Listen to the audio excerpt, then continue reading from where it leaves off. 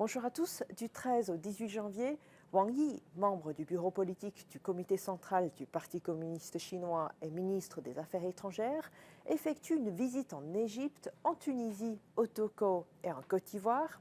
Cette visite marque la première visite en Afrique du ministre chinois des Affaires étrangères pour cette année 2024, soulignant aussi l'importance de la relation entre la Chine et l'Afrique.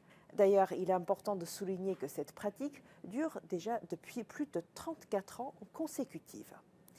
Les relations bilatérales entre la Chine et le Togo ont été établies en septembre 1972, mais il est très important de noter que le Togo a déjà voté en faveur de la restauration de la République populaire de Chine à son siège légitime aux Nations Unies en octobre 1971, avant même l'établissement officiel des relations diplomatiques entre les deux pays. Et dans son message de félicitations au président Xi Jinping à l'occasion du 50e anniversaire de l'établissement des relations sino-togolaises, le président togolais, Faure Gnassingbé, a réaffirmé l'engagement du Togo envers le principe d'une seule Chine.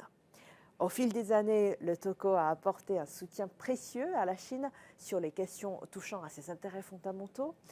La Chine, de sa part, a soutenu les efforts du Togo pour trouver une voie de développement adaptée à sa situation et aussi a encouragé son rôle croissant dans les affaires africaines. La coopération entre la Chine et le Togo s'étend aussi à plusieurs domaines, notamment les infrastructures, l'agriculture, le commerce, les investissements et aussi la santé. Dans la région de Kara, au nord du Togo, l'équipe chinoise de technologie agricole a réalisé des essais de variétés de riz, permettant ainsi la culture de riz pendant la saison sèche, ce qui était historiquement impossible. Les variétés de riz testées ont montré des rendements significatifs plus élevés que les variétés locales.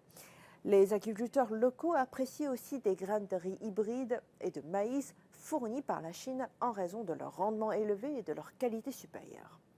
En plus de la fourniture des semences, l'équipe du projet a organisé des formations avancées en techniques agricoles, en culture du riz et du maïs, ainsi qu'en utilisation des machines agricoles. Ces formations ont en effet permis de former plus de 800 techniciens locaux compétents. D'ailleurs, en 2024, la Chine accueillera le 9e Forum sur la coopération sino-africaine, la 9e édition du FOCAC, qui est un événement majeur attendu à la fois bien sûr par la Chine et l'Afrique. Ce forum offrira une plateforme pour discuter de la coopération dans les domaines tels que l'économie verte, l'économie numérique, l'éducation et la logistique. Et il semble que cette première visite du ministre chinois des Affaires étrangères Wang Yi en ce début d'année va pouvoir jeter une bonne base pour plus de coopération à venir entre la Chine et l'Afrique.